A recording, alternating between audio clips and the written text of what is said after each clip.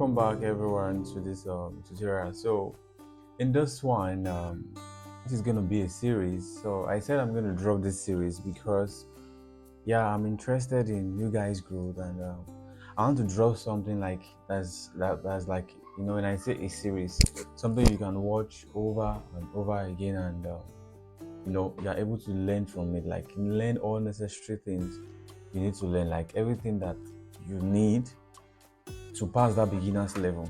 So that's why I'm dropping this. So first, we're going to be touching at something I call um, your commitment level. So along the line, as this course is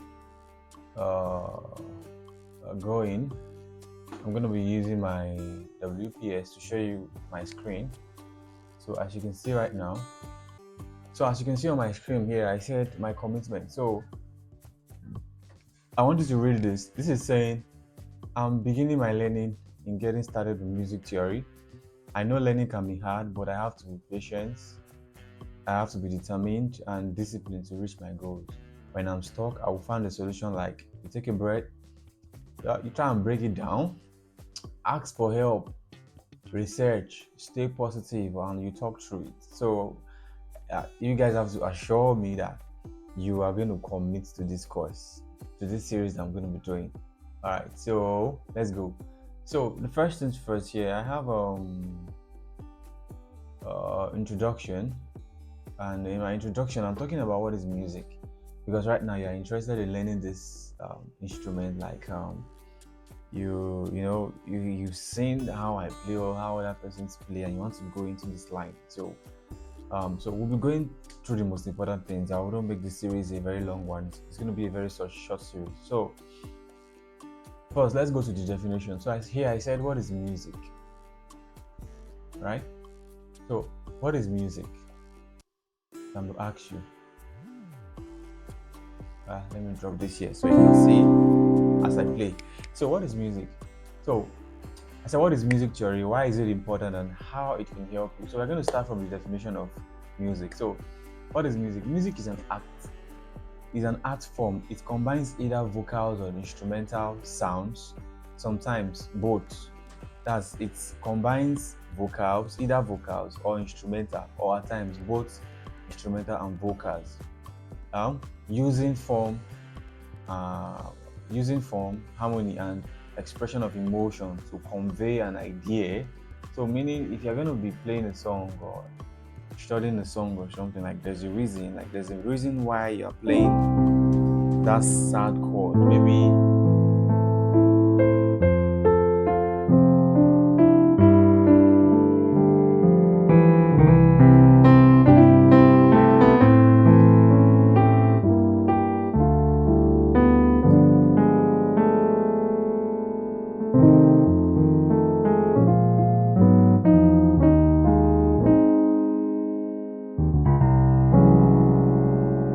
so there should be a reason why you're playing a particular piece of music. So that is the part we are jumping in right here. So and it's most of the time you want to kind of express an idea. If you're a church gospel pianist, a keyboardist in church, like you want to play, you want to be able to help your congregation to worship God. And so there's a reason. At times you perform in club, you're a band leader or something, but there's a reason why you really want to learn this music. So music represents many different forms that play key factors in cultures around the world. Now, a description of music when asked by musicians is quite challenging for them to put into words, meaning there's really no definitions. Like when you ask this person, what is music to you? Some will say it's my life. What is music to you? Some persons will say it's food to the soul.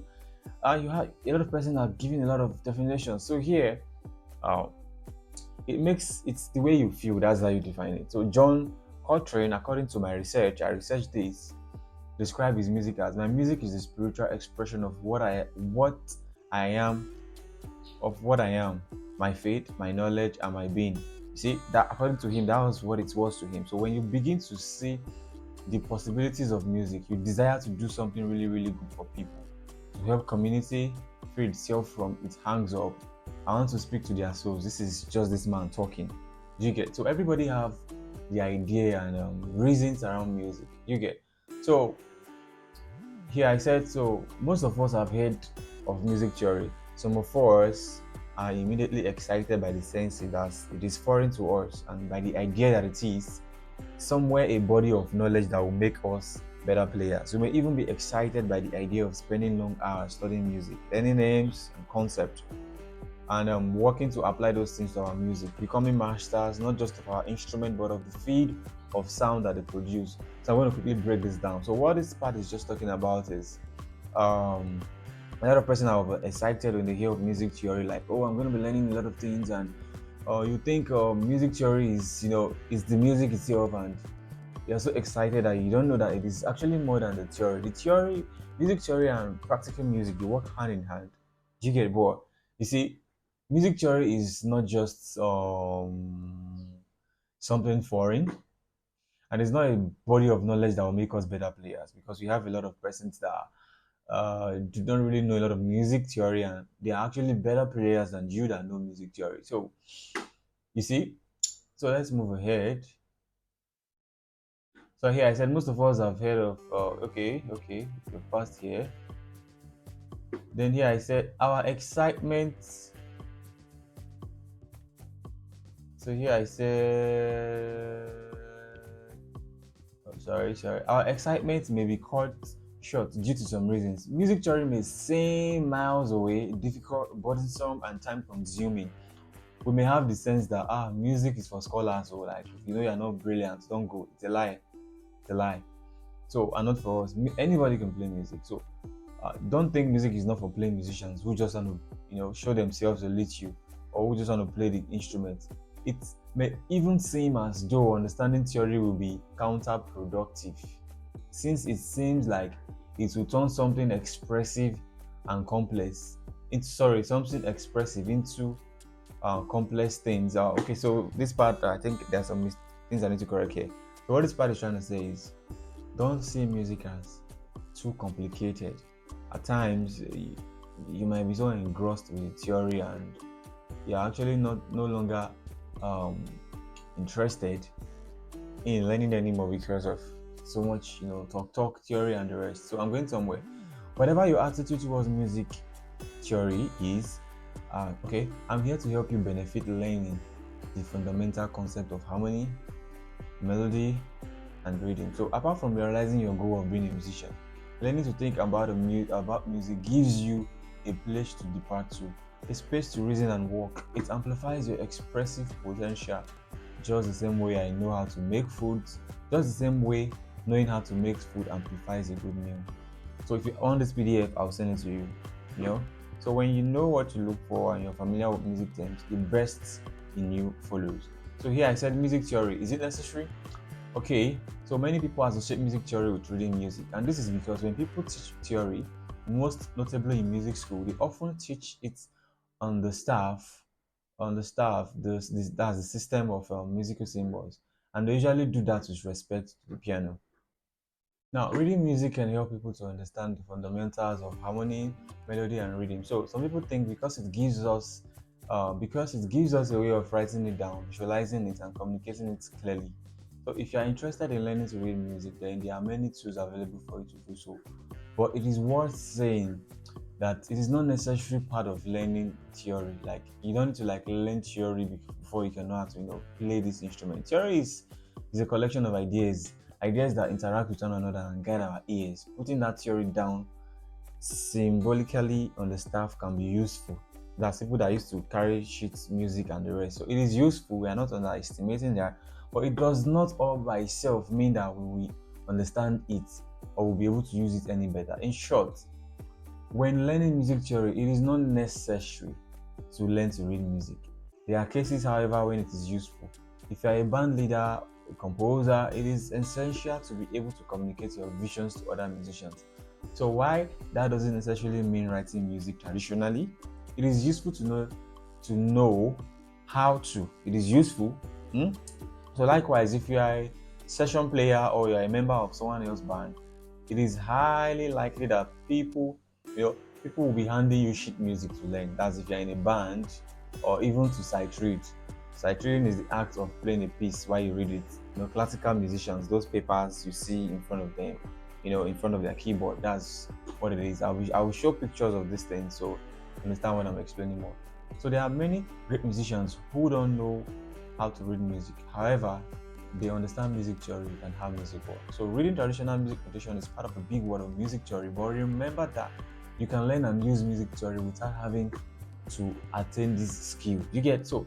But if you cannot learn and understand how to read music without understanding the basic music theory first, so let me repeat that. You cannot learn and understand to read music without understanding the basic music theory first. Now, the choice of whether or not to learn how to read music and write it down on the staff using traditional musical notation is entirely up to you. It depends on your goals as a musician. So, this is certainly a useful skill that will deepen your understanding of how we think about music. And I would definitely recommend you learn at least the basis of how we capture it on the staff. If you are interested, I'm not saying you should. All right, so you get this PDF to read everything up here. Understand? So in that part, what was I talking about? I was just trying to make you see that it is not necessarily you need to know how to read the staff and everything before you can play the keyboard. You can actually play the keyboard by just learning basic music theory. That basic music theory is what I'm going to be teaching us in this series. So this is like class one. There are going to be other classes that will follow this class. So here, lastly, I want to treat something called figuring out sounds. So we're going to do some things here. So figuring out sound. I said making sounds and trying to differentiate and make meanings to them. Making sounds and trying to differentiate and make meanings to them. Now, an example would be hitting different objects and trying to see if we can sing out the notes. So, for example, if I take out two pens and hit them together, can you sing the notes? Or on my palm, can you sing the notes? Or can you sing that? Can you sing the notes? Sorry, excuse me. Now you can't.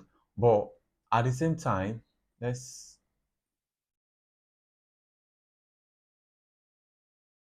so now let's try out an instrument like the keyboard. We have the keyboard here. As you can see.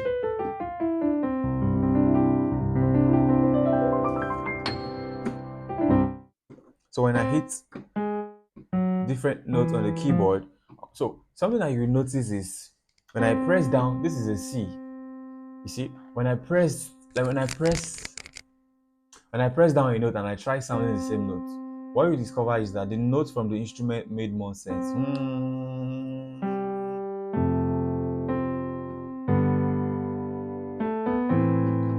You see, but from here you could not really get a definite sound, like a sound that was direct. So, and that was yeah, you couldn't get a sound. So now what you will discover is that the notes from the instrument, that's the keyboard, made more sense and was easy to align with. And that brings us to pitch. So what is pitch? Pitch is a singable musical quality to the sound. Singable music quality. So when I hit this, ah,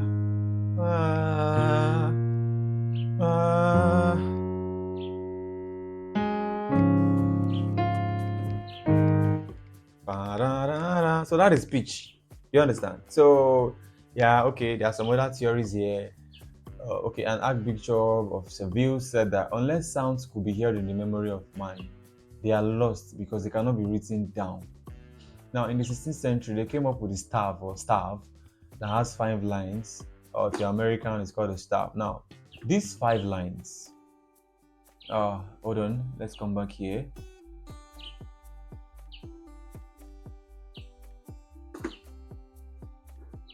Now, these 5 lines, they are like a system that can be overlaid onto dots. Now, we have some relativity that we can work with. We're talking about staff, or how they started reading music.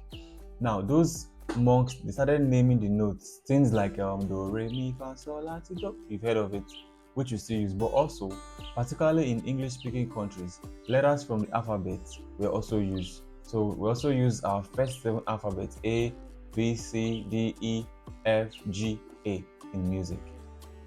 Let me show you a picture of that so you understand what we're talking about here. So you see, we use A, B, C, D, E, F, G in music. That's our first 7 alphabets. So you see,